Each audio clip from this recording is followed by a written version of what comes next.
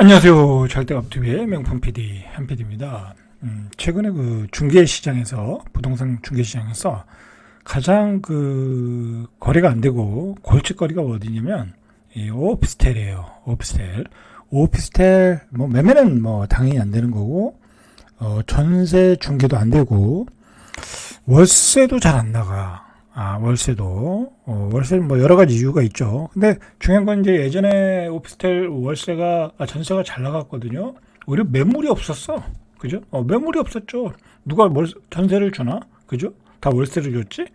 그런데 그 귀하던 전세가 안 나간다. 자, 왜 그러겠어요? 매매가는 1억인데 전세를 뭐 1억 2천에 놓거나 그랬거든 옛날에 그랬어요. 매매가는 1억 2천인데 전세는 뭐 1억 5천 뭐 그렇게 놨다니까. 근데 그게 경매 들어가면 1억 2천짜리가 8천밖에 안 돼. 그러니까 주인이 나 몰라라 돈 안 빼주면은 그냥 그 사람이 1억 2천에 사야 되는 거야. 8천에 살 수 있는 거를 1억 2천에 사게 되는 거야. 완전히 바가지를 쓰게 되는 거죠. 그게 요즘 오피스텔 시장의 문제예요. 그래서 오피스텔이 매물들이 쌓여 있어. 매매 물건도 쌓여 있고 전세 물건도 쌓여 있고 월세 물건도 쌓여 있고 안 나가. 큰 문제다. 이건 뭐 어떻게 해결해야 될지 모르겠고 앞으로도 그런 일이 많이 터지겠더라고요. 그러니까 오피스텔 전세 들어가시는 분들은 철저히 그 가격에 내가 전세로 경매로 이 가격에 받아도 되는가 판단하고 들어가셔야 돼. 판단하고 들어가셔야 돼. 그런 문제가 있어요.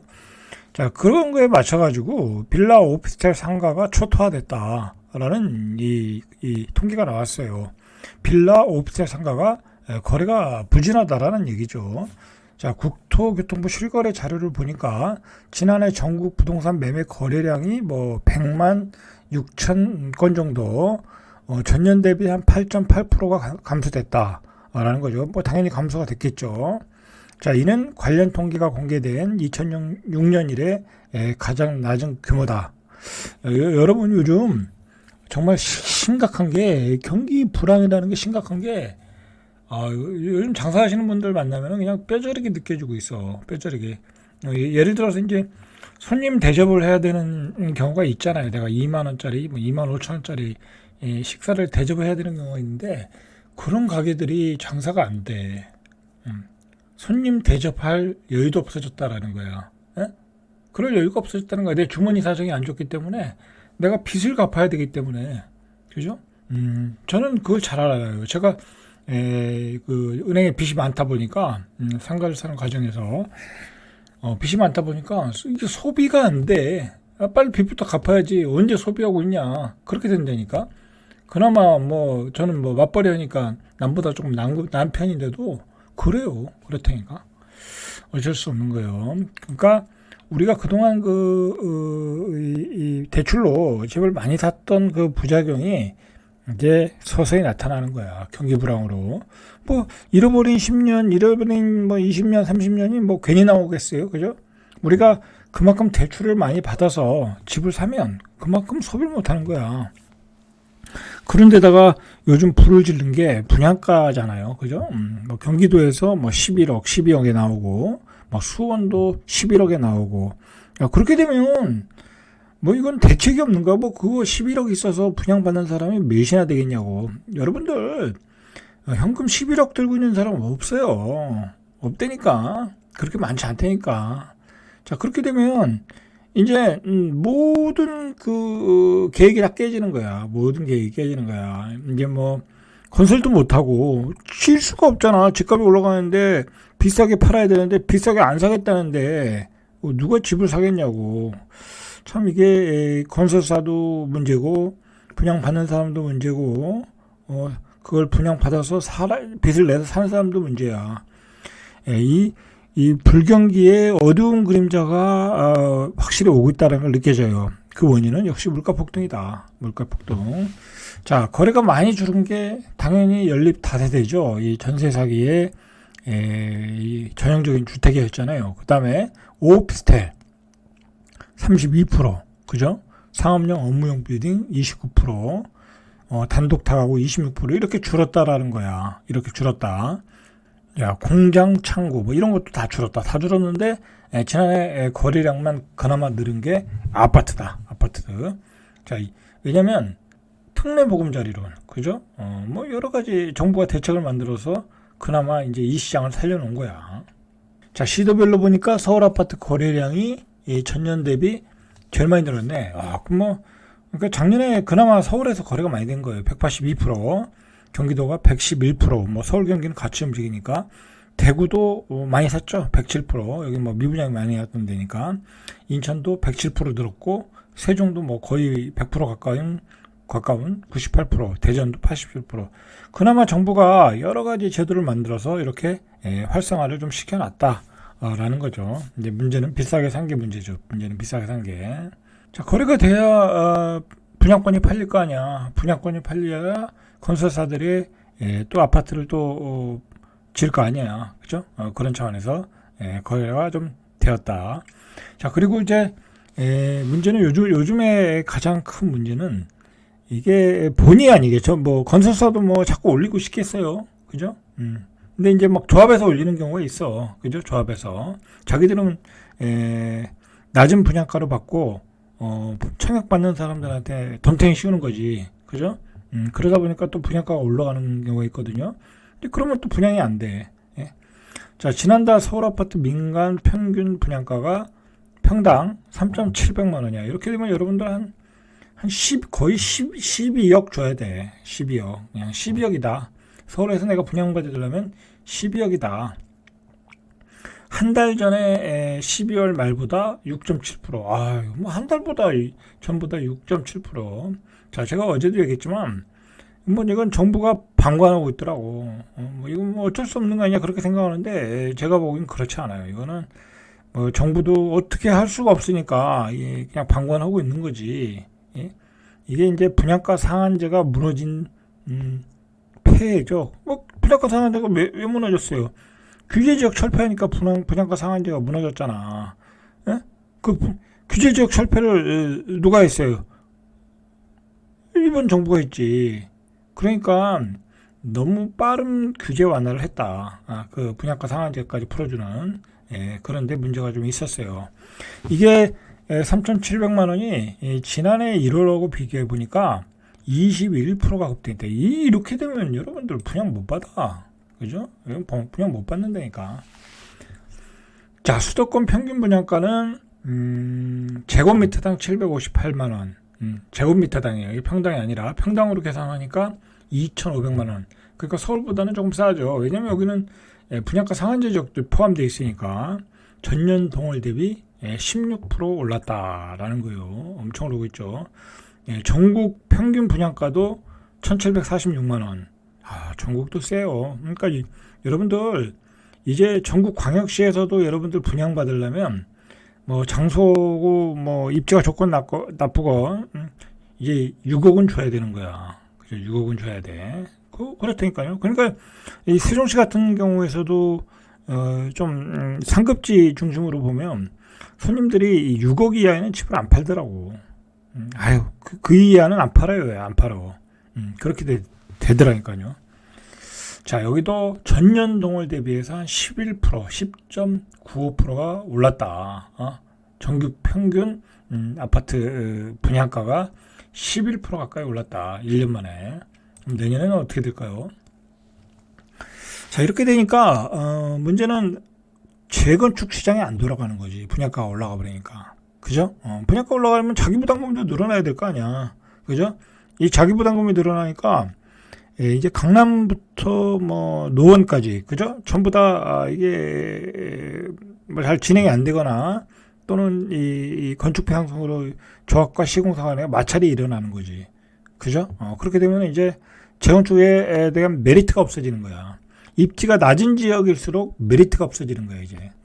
대표적인 경우가 이제 상계동이고, 상계동 31제곱미터에 사시는 분이 집값이 뭐 4억인데 5억을 더 내라. 5억을 더 내라.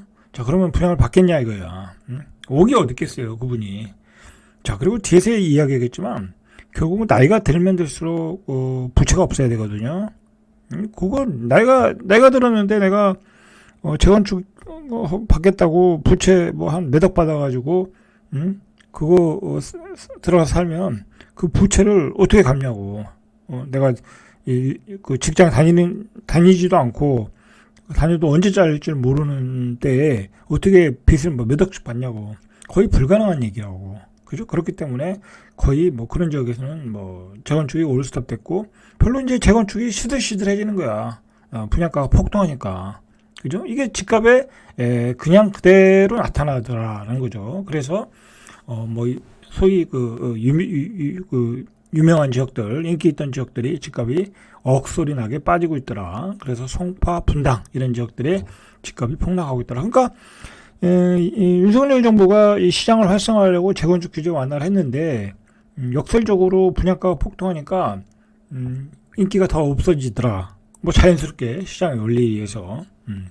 자, 서울에서는 송파구가 0.33 내리면서 가장 큰 폭으로 내렸다. 그러니까 이게 재건축이 활성화되려면 분양가가 상승해도 분양가 어차피 조금씩 상승하는 거니까 가격이 계속 올라가야 돼. 계속 올라가면 새 아파트 받으면 뭐 더 올라간다고 생각하면 비싼 분양가를 내더라도 사람들이 계속해서 매수를 한다고. 그러나 집값이 안 올라갈 때는 분양가만 올라갈 때는 사람들이 추가 부담 때문에 관심이 없더라라는 거죠. 자, 송파구 문정동의 올림픽 패밀리타운 전용 117제곱미터가 지난달 10일에 18억 7천 거래됐고 지난해 12월에 거래된 게 보니까 20억 5천만 원 대비 1억 8천이 떨어졌어요. 그러니까 1억 8천만 원 비싸게 샀다라는 거죠. 지난해 12월 사신 분은 같은 단지 84도 지난달 5일에 16억 원에 거래돼 있어요. 1월 5일에 거래된 거죠. 근데 바로 직전 달에 12월에 17억 원에 거래됐다. 1억 정도 떨어졌네요. 그죠? 그러니까 여러분들 뭐 계속 살아 했죠. 전문가들이 펌프 지르는 사람들이 자꾸 살아 했는데 결국은 이렇게 비싸게 산 거예요. 잠실동 잠실주공 5단지 82제곱미터가 지난달 27일에 26억 7천이에요. 엄청 비싸네요. 그죠? 엄청 비싸. 여러분 26억 7천이면 그냥 이거 가지고 그냥 평생 사세요. 뭐 집 한 채 사겠다고 여기에 뭐 융자 한 10억씩 넣고 왜 사냐고. 그죠? 현금 26억 있으면 그냥 딴 데 가서 편안하게 사세요. 그냥 한 5, 6억짜리 아파트 사고. 뭘 이런데 26억, 27억을 넣어요. 이건 다 거품이라고. 한 달 전에 지난해 12월에 28억 5,600만 원 비교하니까 1억 8,600이 떨어졌다라는 거죠. 자, 이렇게 여러분들 1억 8,600이면 적은 돈 아니잖아요. 그죠? 한 달 만에. 그죠? 지난해 11월에는 24억 7천만 원 매매되는 등 지난해까지 24억대를 유지하던 76제곱미터도 지난달에 23억 7천만 원, 23억 원대로 떨어졌다.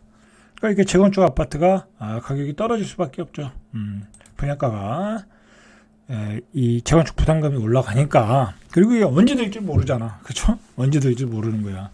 그러니까 여러분들이 지금 내가 재건축을 사겠다고 하는데 잠실 주공이 언제 되겠냐고. 언젠간 되겠죠. 그러면 한 5년 안에 된다. 5년 안에 보신다면 5년 뒤에 분양가는 또 얼마겠냐고.